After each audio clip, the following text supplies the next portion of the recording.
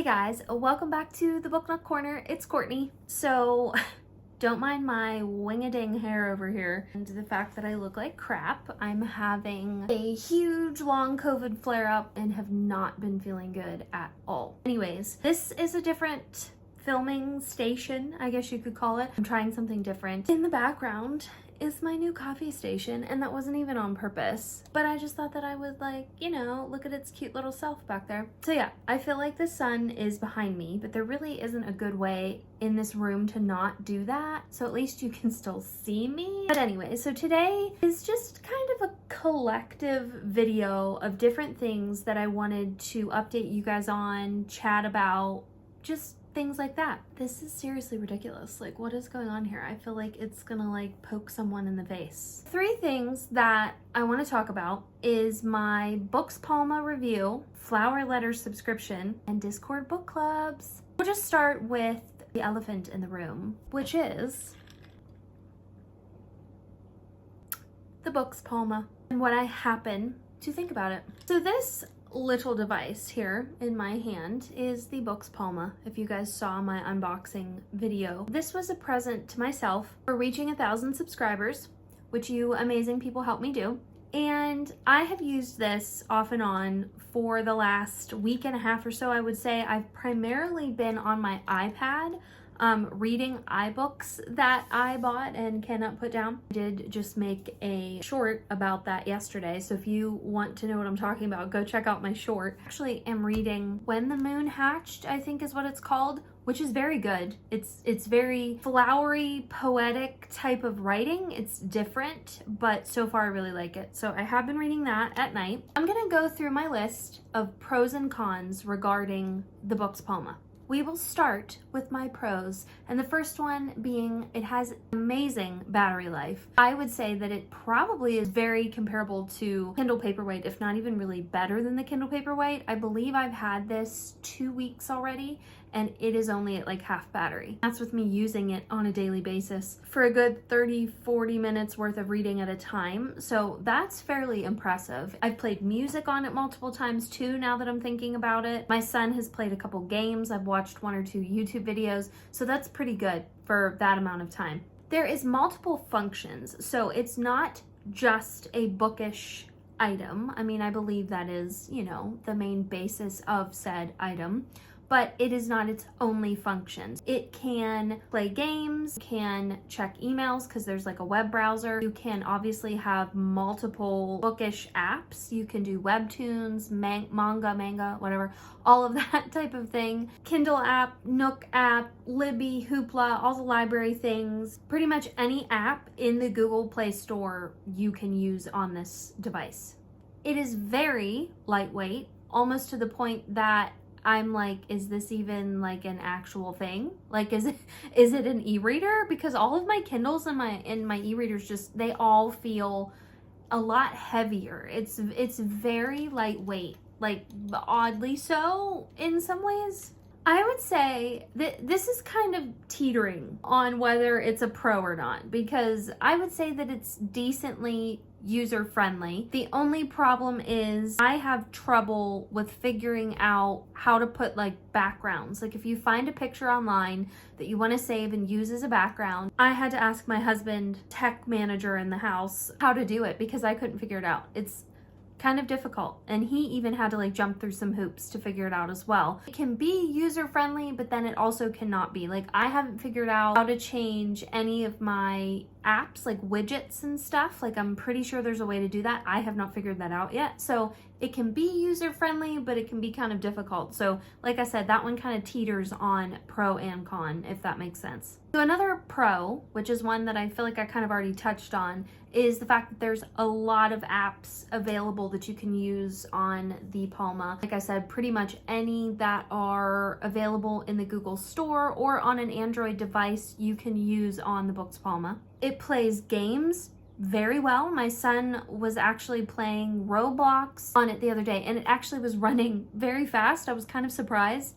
I was like sitting there like, like very shocked that that was working. It also has lots of storage. I have loaded it with apps, honestly on purpose, so that I could make this review and potentially say this. I have a lot of apps on it and they all are signed in. They have all of my information on them. It still has a ton of storage left. So for being, you know, a fairly tiny little device, it has a lot of storage. So yeah, look at my cute little screensaver though. This is a Studio Ghibli, however you say it, movie. And the last pro that I have is the fact that it has really cool screensavers. So anything you can imagine that you can look up in Google and use as a screensaver or a background, a picture. I could put my own picture, my son's picture on there. You can use anything you want as a background, and you can't really say that for Kindles. So on to the cons. I am very backlit right now. Angel Courtney reporting for duty. So cons, right? This is interesting. Honestly, to be very honest with you, two things that are kind of top of the con list for me. I do not think that it's worth the price tag, because it just, to me, it has a lot you can do on it, but it doesn't, like, in your hand, and maybe this is just superficial of me, but in your hand, it does not feel like a quality device. It does not feel like it is worth the $300 price tag. I feel like you can get a very nice e-reader, Kobo Libra, a Kindle Oasis, for almost half of that money, at least, you know, $60 to $70 less, and have a way nicer e-reader. And so I'm just over here kind of like, why is it $300? Kind of bored me. And I guess maybe just because in some ways, because you can put so many different bookish apps on it, it's slightly like an iPad. In some ways, you can just kind of put whatever you want on it. I get the novelty of that, but I wish it kind of had its own little bookish system or app or bookstore, that it was the books store, like a Kindle app or a Barnes & Noble app or whatever, where you buy books from that specific app. That would almost be cooler and make more sense and more interesting to me. I don't know. I definitely don't feel the urge to pick it up as much as my Kindle. So honestly, that's really disappointing, because I was so excited to get this, and I know that my husband is not gonna want to hear that. I know you're watching right now, hubby. Really kind of did disappoint me. So I just really, I don't know. Maybe I need to give it more of a shot, because I still do like it. I like it. I'm glad that I bought it, but I'm just not as excited about it as I thought I was gonna be, if that makes any sense. So the last two are just me kind of being nitpicky, and that would be that the screensavers, like I kind of already mentioned, can be fairly hard to figure out how to put on there. I wish that was a little easier and more straightforward, but it is not. The last one is that it's fairly laggy. I know all e-readers, especially e-ink, they are decently laggy, but this one, yeah. So overall, if I was to rate it on a scale of 1 to 10, I probably would give it like a 7.5 out of 10. Not terrible. I don't hate it. I don't regret buying it, but it's definitely, out of all of my e-readers, not my favorite. But in saying that, I do catch myself thinking when I go out, like, oh, I'd really love to take my iPad or my Kindle or whatever. I don't really feel like carrying it, so I'm gonna take my Palma, because it's so much lighter and so much easier to fit. I do have to say, however, I like this pipe socket. Wow, what is that? I do like this pop socket, but it is very bulky, and I kind of, yeah, that part. That is the end of my review. Hopefully that potentially answered some questions for you. Personally, I think this should be no more than like half of the $300 price tag, in my opinion. I do not really get why they ask that much. I guess just because it can do more than just your average e-reader, but I'm sure as the years go on, they more than likely will lower that price. The next thing I wanted to talk about, and something that I'm very, very excited about, I feel like this is going to be a long, very chatty vlog, and you guys are probably going to be like, shh. And that would be my, let me get them all organized here, Flower Letters subscriptions. Okay, I'm not turning them around the other way because I don't want you to see where I live. You don't need to know where I live, okay? Here is all of them. I'm going to leave links in the description, or a link in the description, for what I'm talking about here, these are a bi-monthly subscription. So come twice a month, every 2 weeks, you get a letter in the mail that is an old-time pen pally type storyline. The story goes throughout a year-long subscription, so you can pay for the year in one whack or you can pay monthly. They currently have 5 storylines that are different timelines, different characters. They don't have anything to do with each other. I did get all 5 just because I was excited and I wanted to try it out. And so many people on the Facebook group that they have, which is amazing because you get to talk about all of this with people that also have the subscriptions. So many people on there did the same thing because you get, like, say you just get one story, right? And it doesn't take you that long to read them. Like, I sat and read all of these in probably an hour. And so then you're just kind of like, I want more. Like, even after reading these 5, which I cannot stop thinking about, by the way, and I'm so excited. Cannot wait for the next group of letters to come. I think I have like another week or so to wait. You're just like wanting more because it's just so interesting. And they pack it full of so much information regarding that time period of where the main characters are from. So they give you little tidbits of history and they give you things as if you were in the story and involved in the story and actually getting the letter yourself, which is really cool. Just absolutely love it. It's a husband and wife team. I believe one of them does like all the artwork that you see like on everything. And then I think she's also like the author, the one that's writing the stories. I just highly suggest this. I am so glad I did it. It is such a fun thing to look forward to every month or every 2 weeks. And I just cannot wait. So they add more to the stories all the time. They're constantly adding more. So some of these stories have like a 2 or 3 year worth of letters for the story. Once a year, they add a completely new character and story. I will show you an example of one of the letters. If you are thinking of doing this yourself and you do not want to be spoiled, skip ahead. I wanted to warn you before I did that. So I am picking, I can't remember which one, it's this one, which I think is the Regency Romance one. So there's this little card, it's like a little letter from the main man of the story, which is, I'm not gonna like totally spoil it, let you guys read, but here's an example. So it looks like it's handwritten, obviously, if I opened this, and then it comes with this, which is like his little portrait, and then just kind of like some background information about the time period. And then a couple of them had little postcards that you could use and send to someone. So that is all within the letter. Orchid May, which is kind of the Egyptian archaeologist type situation. Then we have the Regency Romance one, which I already mentioned, so that's 2.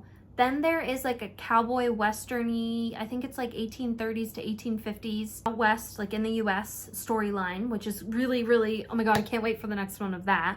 Then there is a World War II one, which I really enjoyed just because like my grandparents that owned this house, the date of the freaking first letter was, I believe, the month and year that they got married. So super cool. I grew up with like a World War II generation era background, and so that one honestly made me cry because it just was like there were so many references in it that I could like resonate with, and it was really cool. And the 5th one is a fantasy one, so it's like a fantasy adventure, modern time, but then also goes to like a fantasy world. Yeah, I just wanted to like share that with you guys because I don't think a lot of like really bookish people like that are in my little world of like avid book readers that join my channel and stuff really even know about this. I wanted to share the love, share the excitement. It's so fun and I'm so excited and looking forward to the next stories, and actually decided to get my mom one of the subscriptions for Mother's Day this coming weekend. That is my plan there, and I really think you guys should check this out. Like I said, I'll leave the link because like it's so fun.